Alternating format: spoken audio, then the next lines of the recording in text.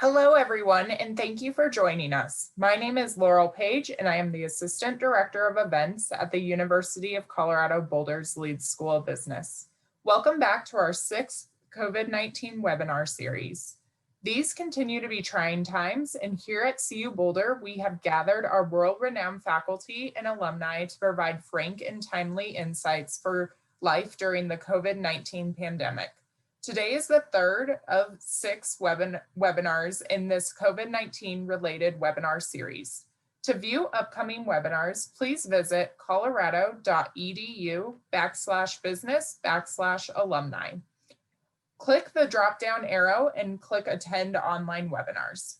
For today's webinar, we're excited to welcome Assistant Professor to the Department of Advertising, Public Relations, and Media Design in the College of Media, Communication, and Information at the University of Colorado Boulder, Toby Hopp, here presenting Fake News, What It Is, and Why Does It Matter?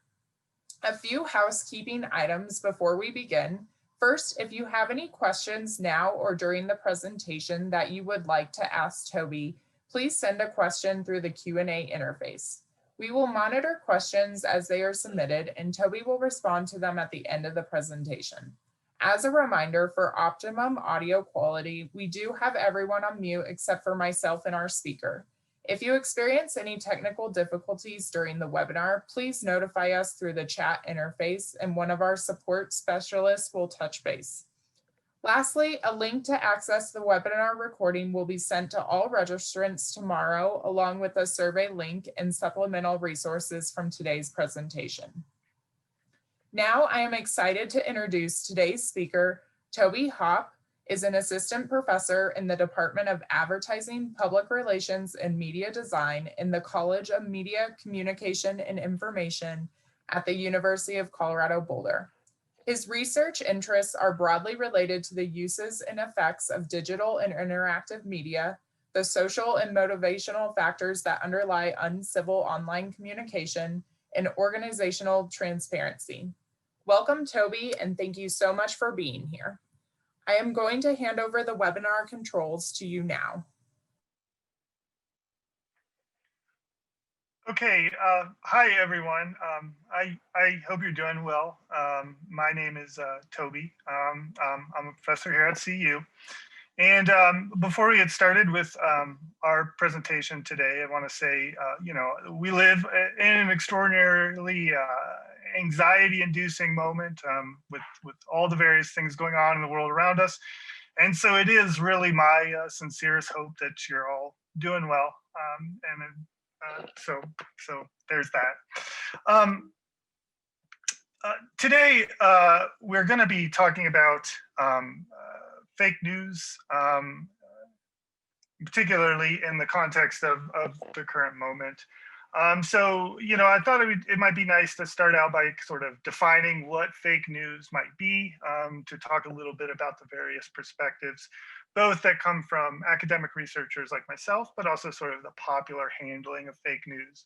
I'm going to talk a little bit about its potential effects on society, on politics, on, sort of the moment that we live in. I would be remiss if I didn't start out by talking about the degree to which the term fake news is contested.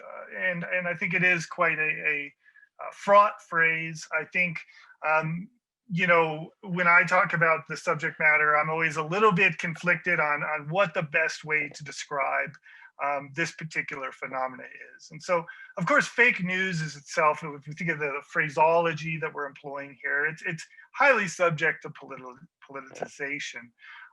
We're all aware of, sort of political figures and other folks in society who call fake news, anything that they don't agree with or like is fake news. Anything that's negative news about, maybe a political party or something to that effect is quote unquote fake. And that, of course, is problematic. It has negative ramifications for objective and traditional journalism. We have some research that shows that Simply using the phrase fake news makes people skeptical of all forms of news and news-like media, including news that's produced by sort of traditional journalistic entities. And then I think also fake news, broadly speaking, doesn't really describe the thing that we're talking about. So most quote fake news isn't completely totally false. It isn't fabricated out of whole cloth. It's instead a mixture of true and untrue information, biased, hyperpartisan information, or sort of information that's omitting key details. And so this sort of emphasizes that, right? So the idea is that, infrequently are we talking about, when we talk about fake news, quote unquote, are we talking about information that's just totally untrue? But there is oftentimes a, sort of factual distortion, the omission of key or context providing facts or details that are, of course, an important part of understanding any situation or scenario. Hyperpartisanship is a huge part of this phenomena. We see oftentimes hyperbole or exaggeration, or negative emotional language that's been that seeks to get or elicit a negative emotional response from the people who are assessing the information.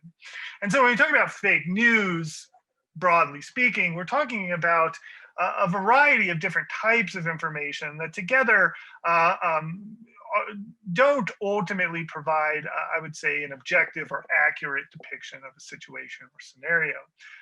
It's also important to note that when we talk about fake news websites, for instance, that they tend to be a mixture of low quality or misleading content that is embedded in oftentimes factually correct information. So the way these sites operate is they tend to mix the good and the bad, and the normal information, the information that's perhaps accurate or at least approximates being accurate in a factual sense, is mixed in with information that is problematic.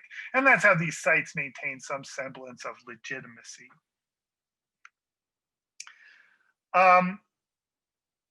So when we think about how do we classify this, it becomes difficult. And it's especially difficult for folks like myself who do research on it, because we're trying to identify, what is it that we're really studying here? What's important for us to learn more about? You see that the scholarly literature, and I think also the sort of popular handling of the phenomena has proposed a number of different words to use when talking about fake news. So we have some folks talk about mis and disinformation. Misinformation is factually incorrect or misleading information that is erroneously posted. So the author isn't trying to incur harm, whereas disinformation is factually incorrect or misleading, hyperpartisan information that is meant to actually harm a person, a political party, so on and so forth. You'll see some folks use phrases like pseudo news, and what that references is this notion that what we call fake news oftentimes mimics the sort of format of traditionally produced news content. We, of course, can as part of our political discourse, can recall situations and scenarios in which, for instance, an advisor to the president used the term alternative facts. And then, of course, we've got the sort of old standby propaganda. Now, propaganda typically comes from a government or some sort of institutional body, and it is, of course, biased and distorted in very important ways. This here is a slide from an organization called First Draft, and it shows the various types of mis and disinformation that might exist out there. So the author, Claire Wardell, has sort of created 7 different categories of this sort of low quality information. We can think about things like satire or parody. Of course, The Onion and other similar sites have been around for a while, and they publish, sort of satirical takes on the world around us, and that, of course, is a form of fake news broadly considered, though it doesn't often correlate, or we don't often associate a site like The Onion as fake news when we think about it in our popular discourse. And so I'm not going to go through all of these different categories of mis and disinformation here. I show the slide because I think it's important to point out the various types of forms that this information can take. In my work, I tend to call false, hyperpartisan, and distorted information using the word counter media. Typically speaking, I study the propagation and spread of fake news and strictly political or social contexts. And so the phrase counter media makes a lot of sense to me because when we think about the sort of factual topography of this information, is it 100% true? Is it distorted? Is it manipulated? Is it omitting facts or whatever? Ultimately, these sites, what they try to do is present an alternative rendering of reality, specifically countering the rendering of reality that's provided in traditionally produced what I'll call objective news content, right? And so what these sources seek to do is counter the what we would call the epistemic influence of the traditional news media. So think of it as a sort of alternate version of reality. And so for me, it's helpful to think about fake news in the context of what it does relative to the sort of social, political discussions that we have in society. But having said all of that, the reality is that colloquially speaking, in terms of sort of the popular discourse, we do use the word or the phrase fake news. And so for the purposes of this presentation, I've decided to sort of use this phrase fake news while explaining that it's not the best descriptor. And I've got the sort of scare quotes around it to sort of continually emphasize that. I think when we're contextualizing fake news, it's important to recognize that this isn't necessarily a new thing. People have been lying to get the things that they want for a very long time. We all know that. I think lying is part of being a human. And so it's not, there are key differences in the current moment when we think about this relative to past examples. But I think that it's not helpful for us to pretend or to operate under an assumption that this is a totally new thing. It's a problem, sure. It's something that's been around for a long time. And the fact that it has been around for a long time and humans and societies have found ways to counter it is, I think, a reason to be optimistic. Here's some examples, though, from history. So we can think back to the Roman Empire, right? When we think of a power struggle between Octavian and if I understand things correctly, ultimately became known as Augustus Caesar. There was a power struggle between Octavian and Mark Antony and Cleopatra. And Octavian used various forms of fake news, rumor and innuendo, lies to help sort of push Mark Antony and Cleopatra out of the picture, right? And we all know how that ended, right? Mark Antony went on to date Jennifer Lopez. And so we can see historic examples of this.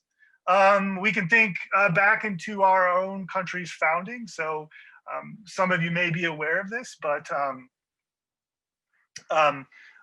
Benjamin Franklin, during the Revolutionary War, published a sort of fictionalized letter from someone on the ground in the colonies. Now, at the time, Ben Franklin was in Paris, and so the gist of the letter that he published in this news publication was, sort of these rumors that I don't think ultimately were true about the British soldiers and their Native American allies scalping citizens. And of course, there was a political objective here that was to generate support, both in this case, particularly among European nations, for the sort of revolutionary struggle. And then, of course, we see, stuff like this at the supermarket, right? So this is just part of the American fabric, right? Ludicrous sort of tabloid style things that people will pay $3.99 for. And so, the sort of fake information or false information, factually distorted information has always sort of been surrounding us. But I think that when we think about the contemporary moment, there are some factors that have led to the propagation of fake news or false information on a larger level than maybe we've seen previously. And some of those factors, this isn't, of course, an exhaustive list, but we've got this sort of widespread diffusion of social media, which has changed the information landscape in a variety of different ways. It's undermined the financial models that traditional news organizations use. It's created sort of a place for actors and people to express opinions, but which is of course good, right, and important in many ways, but also creates opportunities for the spread of rumor and so on. And I think we would be remiss if we didn't note that there's an embrace of false and misleading information by political and social elites to a level that we perhaps haven't seen, at least in recent history, right? So that is again another concerning factor. To illustrate this a little more, I'd like to talk about something called the public sphere. And the public sphere is this place, it's a conjectural space, so it's not a place that we go to, but rather describes the important political and social conversations that are happening within a society at a given moment. And these conversations revolve around, who should have power, what should our daily lives look like, what should our political lives look like, what ultimately should be the citizens' relationship to the government. And historically speaking, the public sphere, so the information that's pumped into the public sphere, the basis of the communication that we're having in this place, the basis of the discussions that we're having in this space, comes from what we would call the sphere of legitimate debate. And we've got three sort of broad informational spheres in society. And so legitimate debate, the sphere of legitimate debate, refers to sort of the things that are legitimate to discuss in society. And of course, I'll talk a little bit more in a moment about legitimacy, who decides it, and what does that word even really mean. And then we've got the sphere of consensus. And the sphere of consensus refers to things that we, broadly speaking, as a society have decided are true, right? And so we've decided, we've accepted, for instance, that the world is not flat, that it is a round world. And so it wouldn't really make much sense for us in the public sphere to, be debating, is the world round or flat, even though I think that there's a couple thousand people in Facebook groups that would love to have that discussion. And then on the other side of the sphere of legitimate debate, we have the sphere of deviance.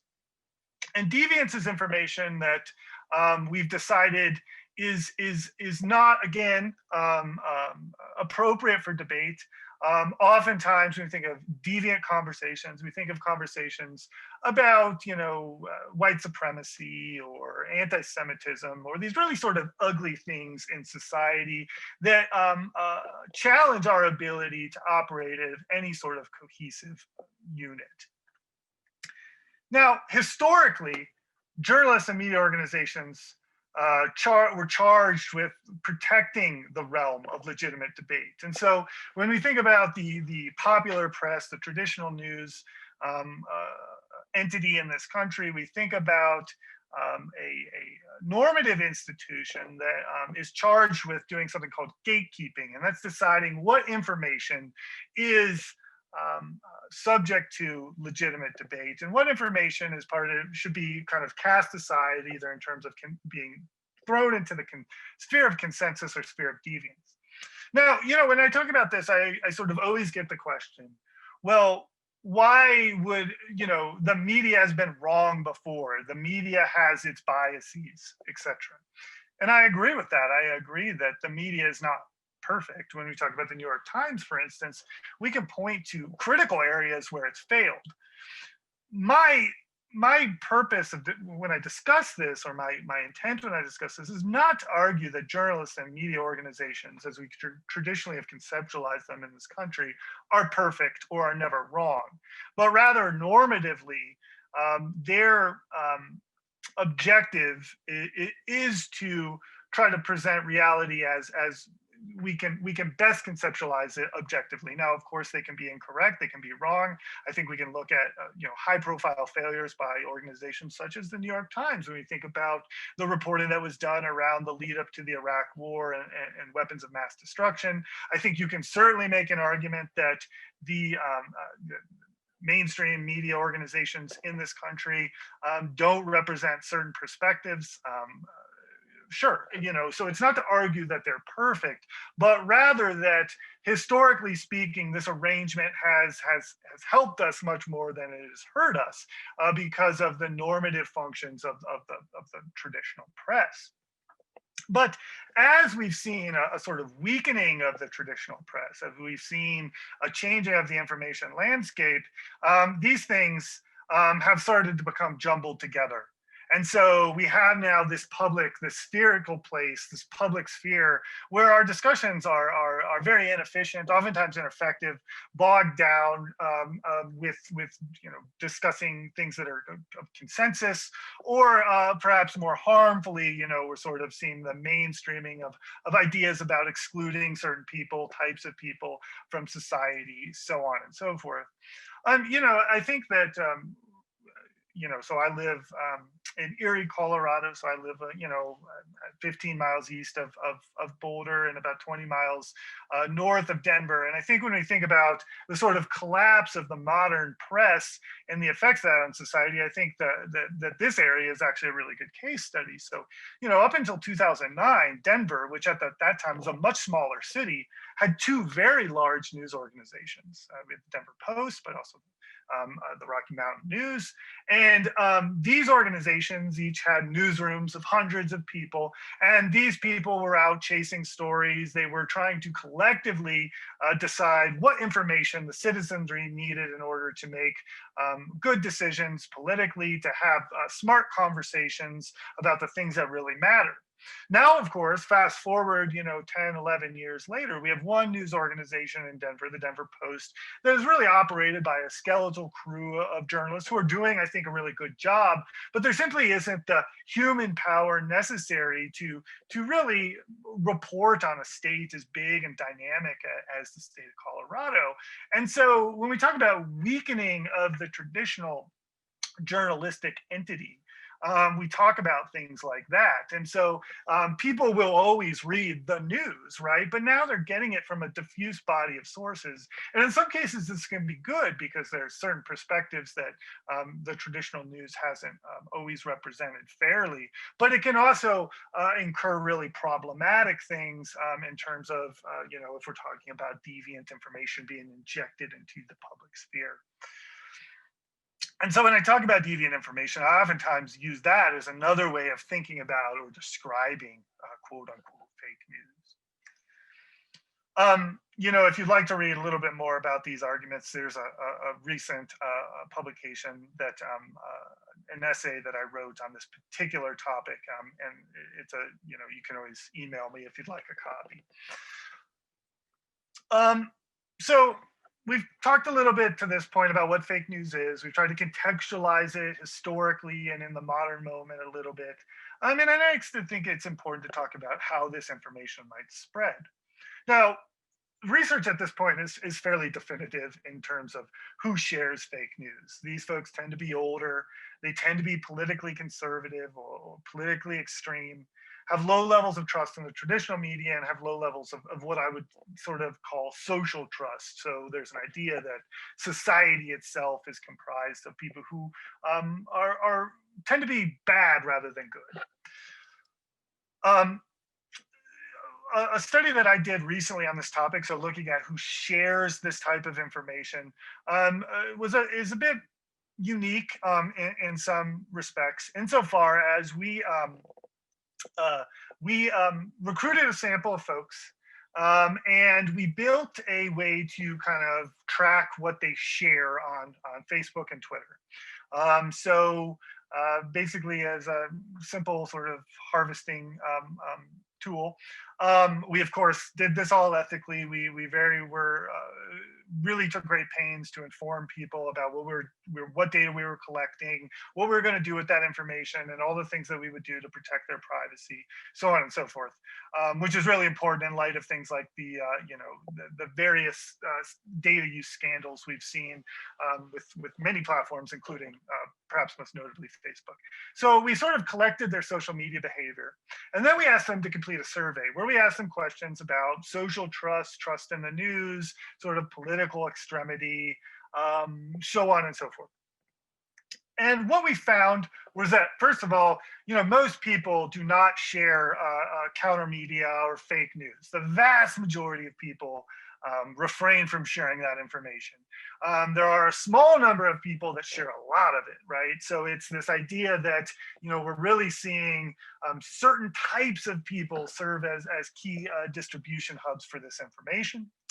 And we also found that the strongest three predictors in this particular study were ideological extremity. So not necessarily conservatism or conservative extremity, which was found by some other papers, but rather as ideological extremity, social trust, and trust in the news media. People who are very extreme tended to share the information quite frequently. People who had low levels of social and news media trust were also likely to share that information somewhat frequently. And we found, so we looked at both in this study, we looked at both Facebook and Twitter. And I think it's important to point out that the vast majority of this information is trafficked on Facebook. Facebook is the key conduit for the transfer of this information. You do see some instances where it gets kind of pushed along in Twitter, but really this is a especially big problem on Facebook. I think I've seen studies around the 2016 election that show that 99% of link referrals to a handful of quote unquote fake news websites came from Facebook. So this is a Facebook issue in large part. When you think about, does fake news matter?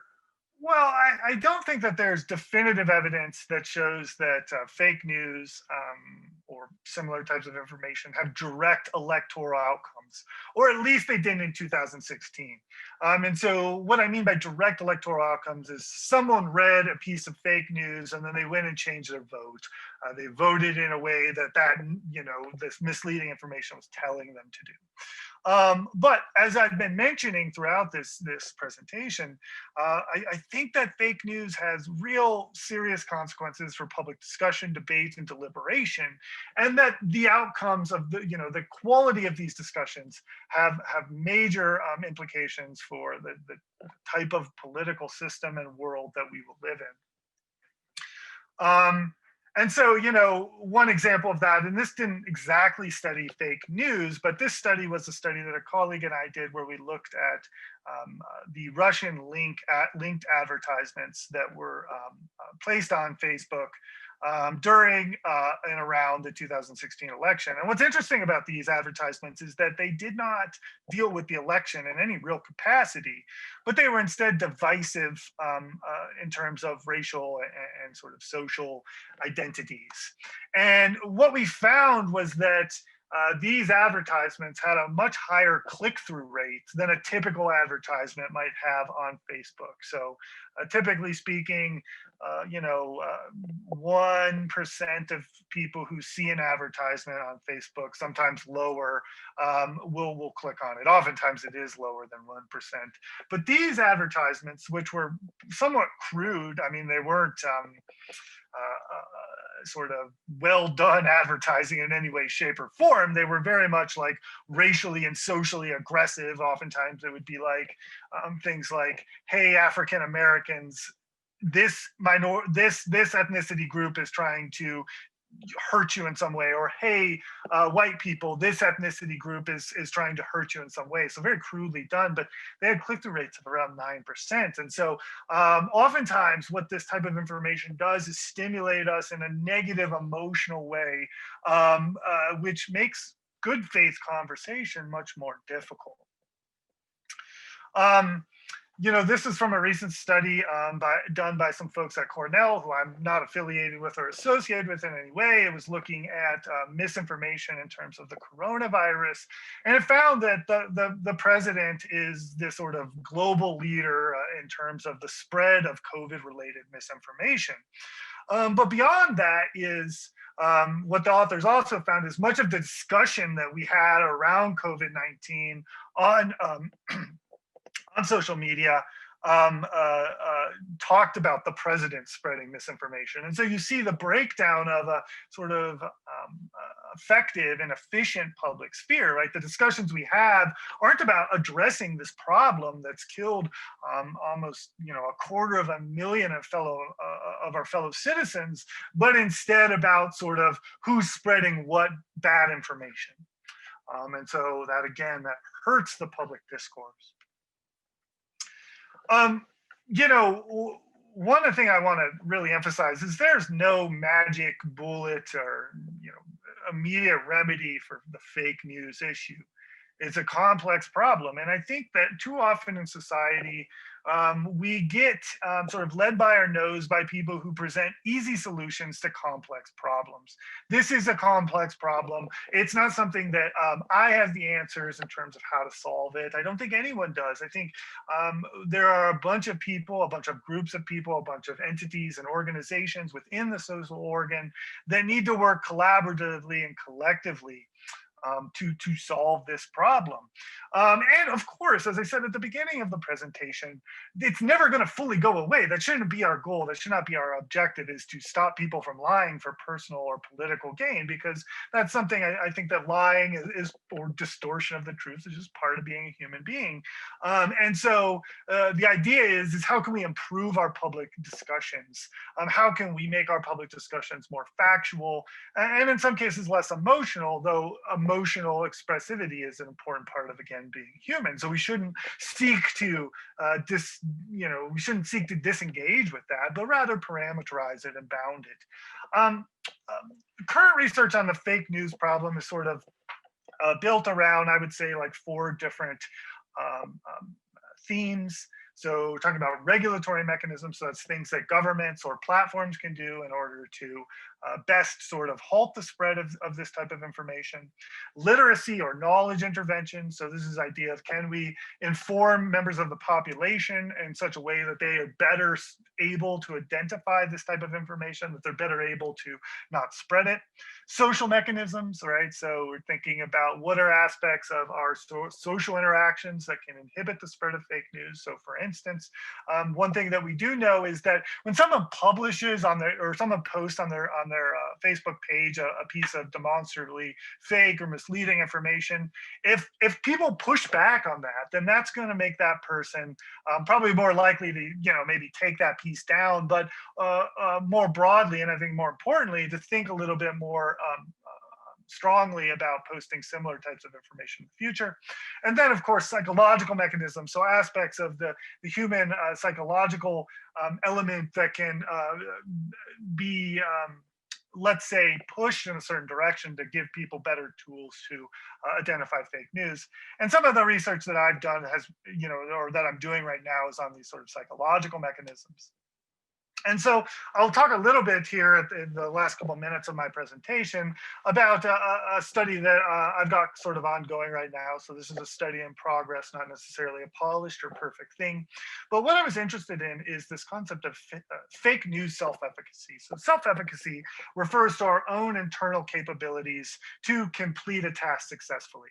And the thinking is when we don't feel confident in our ability to do something, that we either don't try, Or when we actually do engage with that activity, we're not so good at doing it. And so a lot of this, this sort of theorization has been around things like exercise, right? So do people feel confident that they can exercise and achieve maybe health goals? You also see a lot in smoking cessation, right? So do people feel like they can quit smoking?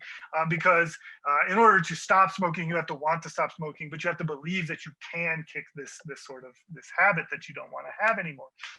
In this case, I'm looking at self-efficacy in the frame of, do people feel confident in their ability to identify potentially misleading information on social media platforms? And my thought is, if you feel confident in your ability to do that, that confidence is going to stimulate important cognitive processes that result in you maybe examining information more clearly, and you making certain types of decisions in order to maybe play a role in halting the spread of this information.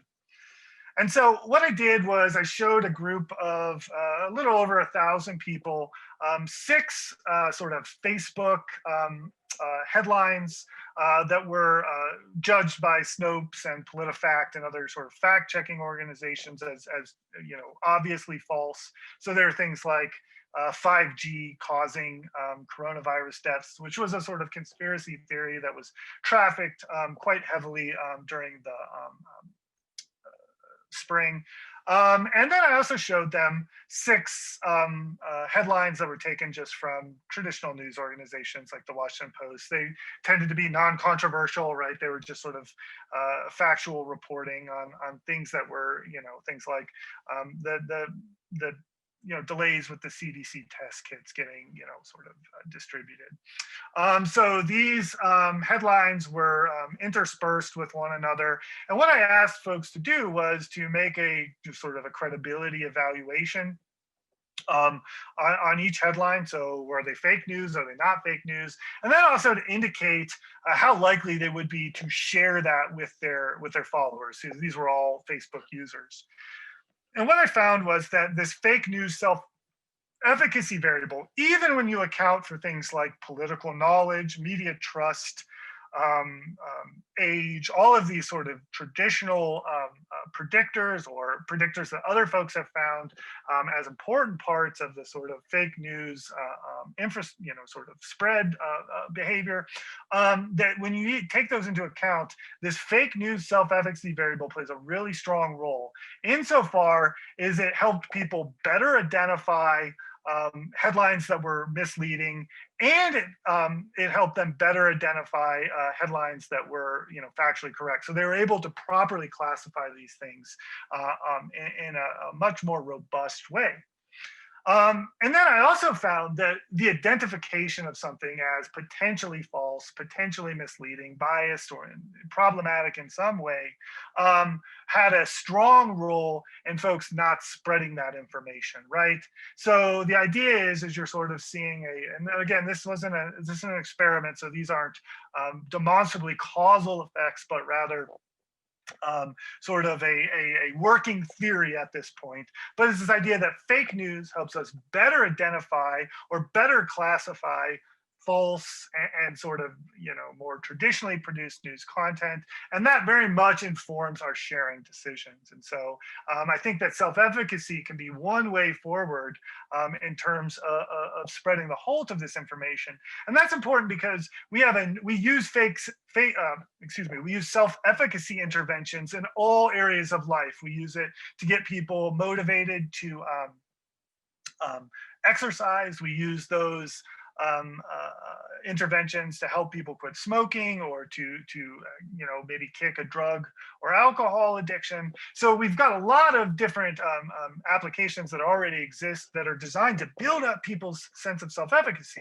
And that, of course, is what I do every day as a teacher. Right now my students are struggling, right? I think they're just like everyone else. They're feeling a little alienated and isolated in this sort of online environment. And so I spend a lot of my time, frankly speaking, trying to build up their self-efficacy as a student, that you can do this, that this is a hard semester, but you've got the skills that you need in order to make this a valuable part of your educational experience. And so So that's kind of all I have as for this presentation. You know, this is a complex topic. There's a lot going on here. I obviously didn't touch everything, and I definitely skewed the things that I presented today to talk about the things that are an important part of my research. But you know, I'd like to leave some time to answer any questions you might have. You know, so yeah. Thank you, Toby. Our first question comes from Bob. Are checkers truly independent? Well, I think that's a great question. We've got a lot of various types of entities presuming to do fact checking. I sometimes disagree with certain assessments made by some fact checkers, not and technically, you know, usually it gets into the nuance of an issue, and they're trying to, you know, present this on a scale of pants on fire to, you know, mostly true or whatever. So, you know, I can't speak to every fact-checking organization out there. I think the reputable ones, I think, you know, PolitiFact, Washington Post has a guy named Glenn Kessler that does some fact-checking, Snopes. I think that they definitely those types of organizations definitely try to present as close as we can get to a sort of unbiased sort of evaluation of reality. Now, that may not always be, you know, the devil's in the details in a lot of complex social issues. And I think also, you know, my response to that would be, what do you mean by independent, right? Do you mean like funded by a political organization? Well, no reputable fact-checking organization is going to have direct ties with a political organization. Though some quote unquote fact checkers are part of, you know, certain types of media organizations that may have an ideological bent to them. Thank you, Toby. To follow up with that question, Kristen is asking, what resources do you recommend to help determine what is fake news? Well, I think fact checkers have a role to play there. I think that some of those sites can be helpful, particularly for you know, high profile stories or, you know, widely trafficked conspiracy theories. I think you know, reading different news sources, and I would say like local news is important to make sure that you're monitoring that. You know, I think traditional news organizations are incentivized to get the story right, and there's mechanisms where they use or sometimes forced to use if they occasionally mess up a story. So we have, like, you know, New York Times every day as a corrections page. So I think that, you know, surveying the traditional news media is an important part of this. I also think that you can rely on some of, you know, your own capabilities as an information processor to help guide you when you're evaluating these complex informational environments. Look, if a lot of fake news tends to be very much tries to evoke a negative emotional state within us, right? So to pull that out, to make us feel bad, angry, upset. And so sometimes, I mean, you can see that the way that these headlines are written, that the verbiage that's used in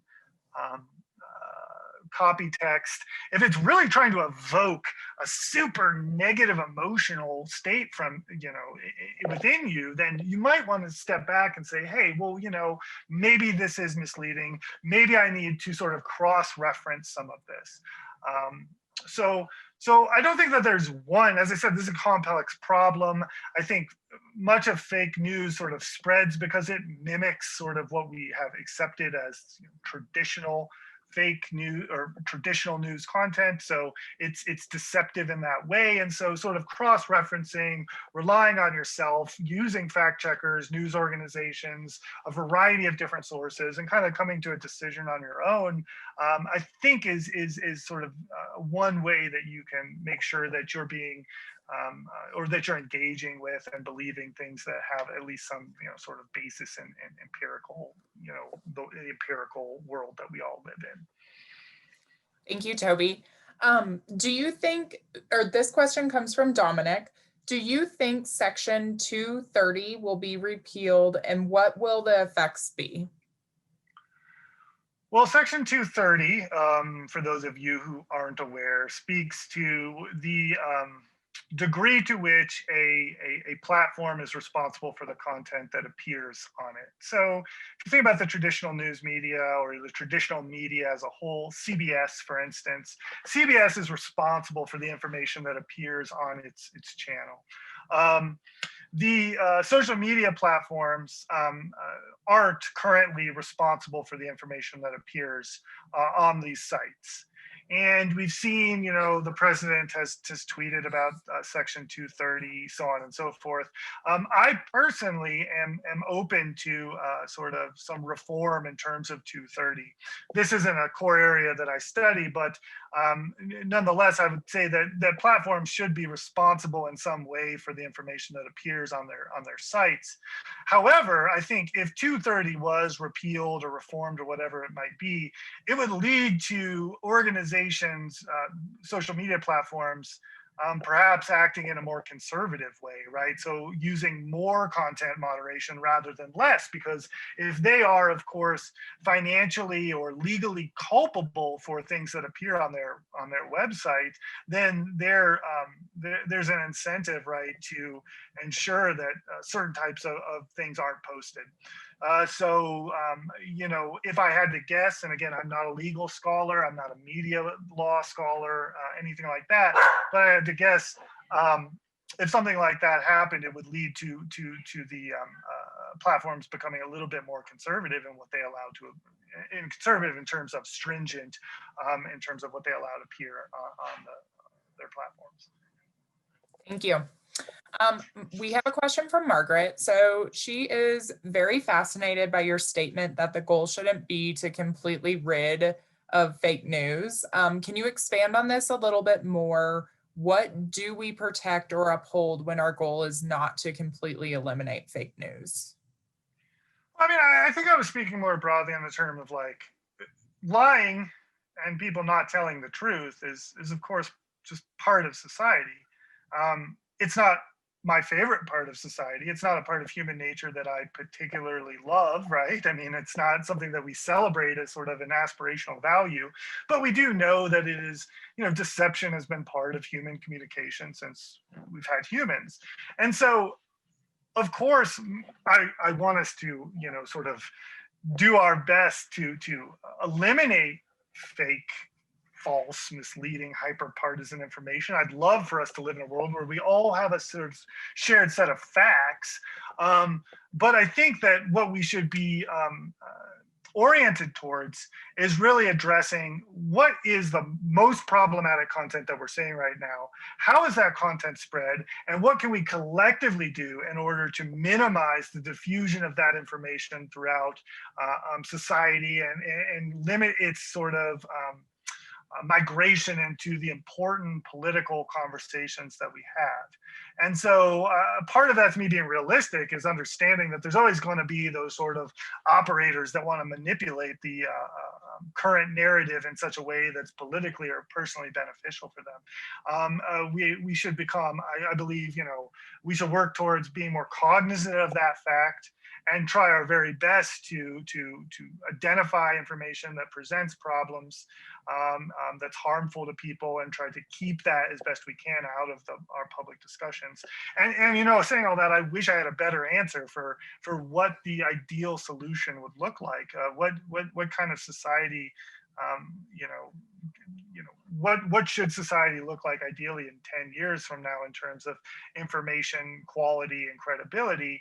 And it's a challenge, right? I mean, I don't have maybe a great answer there, admittedly. Thank you, Toby. Our next question comes from Alan. Does your research give us any thoughts as to how we can overcome the persistence of confirmation bias? Sure, confirmation bias speaks to this idea that we tend to seek out information that confirms beliefs that we already have. This is linked to a sort of psychological mechanism that leads us to try to avoid things that challenge our current beliefs. And so, it's tricky, right? Because again, none of us like to read things that make us feel bad. We want to read things or engage with media that makes us feel good, that doesn't, um, cause anxiety or other negative emotional reactions. Um, you know, I don't have one answer in terms of how to eradicate confirmation bias from, people. I think again, it's part of just how people are, right? We have to accept that people engage and think about the world around them in certain ways, and that there are oftentimes biological reasons that those things exist. Um, there 5 or 6 years ago, there was a lot of concern about people sort of existing in media bubbles, right? So only reading media that confirm with their beliefs. We've I'd say we modified that research a little bit in such a way that people do tend to read information that they both agree with and don't agree with, but they oftentimes then look for ways to um, discredit that information that they don't agree with. And so that's again like a manifestation of the sort of confirmation bias idea. I think that to some extent, and I think the universities try to do a really good job of this, or at least the professors that I know is really asking people to substantiate and challenge the claims that they make. And my students, I'm always asking them to defend maybe a statement that they make in a research paper, and in many cases think about what the counter arguments to that might be, and to assess, do those counter arguments have any validity, and to do so in an open and honest way. So I think that, of course, the educational system is an important part of this. I think, of course, we should be exposed to differing beliefs and ideas. I think that at the University of Colorado Boulder, we do a pretty good job of that. Thank you, Toby. Next is from Heidi. Did the term fake news start roughly when social media started? I think that's a really good question. I don't know who the first person to use fake news was. I'm sure there's someone out there that said it before anyone else. As we talked about in my presentation, the underlying concept has been around for quite a while. I definitely think you see a popularization of the term in 2015, 2016, when the president used the term, frequently, and he still does, to describe the traditional news media, and particularly stories that he doesn't like. And so I think that emphasizes the sort of important role that political elites or elected officials play in the types of language that we use as everyday citizens. And so I don't know who used it first. I would say the president, our president, is perhaps the person that has played the greatest role in the sort of popularization and mass use of the term. Great, thank you. We have a question from Pam. Have you seen the graphic that ranks news organizations from the far left, moderate to far right? If yes, is this a reliable tool? Why or why not? I would describe that tool as nonsense, personally. The authors of it, to me, are operating under any sort of like stringent methodology. I don't think it wouldn't pass muster in sort of a peer-reviewed context. I think news organizations themselves oftentimes espouse a variety of views. So for instance, you can read conservative voices in the op-ed section of the New York Times or the Washington Post. So I don't think that everything fits onto this neat right-left continuum. And I think it's somewhat foolish to use those sort of media bias charts to help us parse the information environment, because news organizations tend to be very complex in nature, to oftentimes sort of allow for the presentation of a variety of different views. So for me, as a sort of professor of the media, I don't put any real stock into that particular tool. I don't find any use for it. I would never teach it to my students, for instance. Thanks, Toby. We're moving into our final two questions. Our first one comes from Pamela. Why is it assumed traditional news media is reality? have frequently seen something live on C-SPAN, which later is not accurately conveyed on traditional news outlets?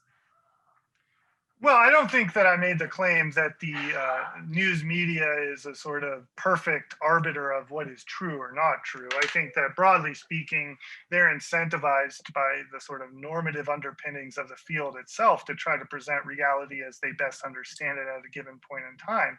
But of course, bias is a huge part of human behavior and cognition. I think that there's not one single truth out there, right? It's very difficult to distill this complex experience of being a human in society down into an irrefutable truth in many cases, and especially in politics, right, where there's a sort of passionate presentation of various perspectives around a given issue or a proposed policy. And so I don't presume that everything you read in New York Times is a perfect, for instance, is a perfect articulation of what the truth is. I think that when we think about the media as a whole over time, I think it's the popular press, the mainstream press is incentivized to try to get the story as right as possible. Thank you, Toby. Our final question comes from Casey. What entity should take the lead in stopping the proliferation of fake news?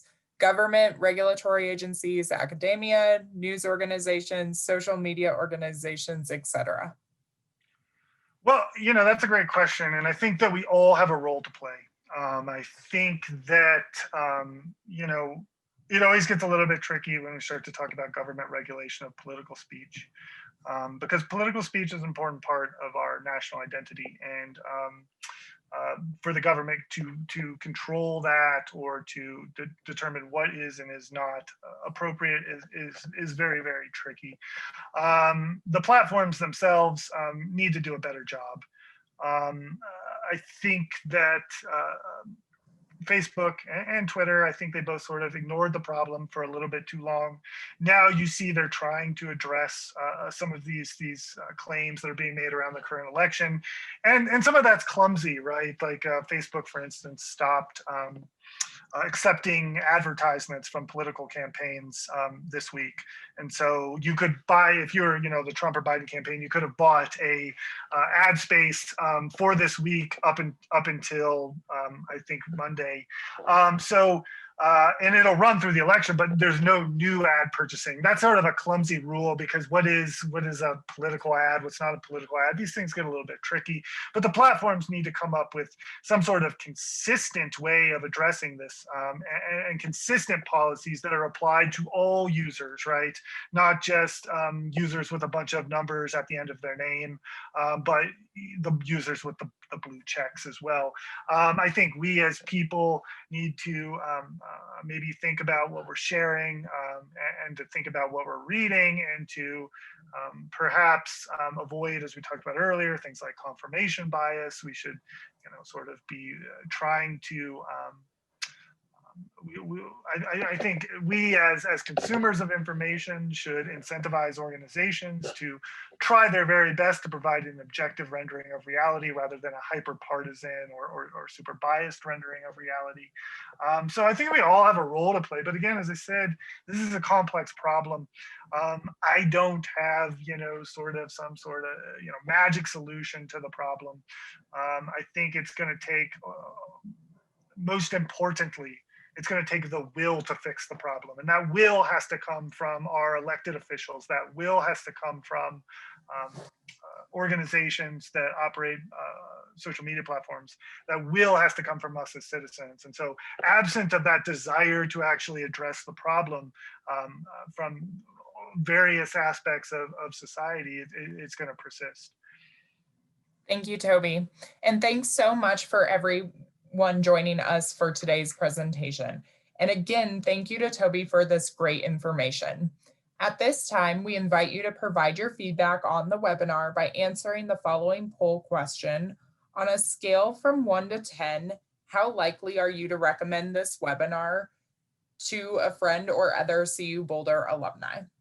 We thank you in advance for submitting your feedback. As a reminder, The recording will be emailed out to all attendees tomorrow, along with a survey. To view upcoming webinars as well as previous recordings, please visit our website at www.colorado.edu/business/alumni. We hope you will join us for our next webinar next Friday with Director of Bands and Associate Professor at the University of Colorado Boulder, Donald McKinney, presents Making Music During the COVID-19 Pandemic. In the meantime, have a great rest of your day. Thank you for your time, and go Buffs.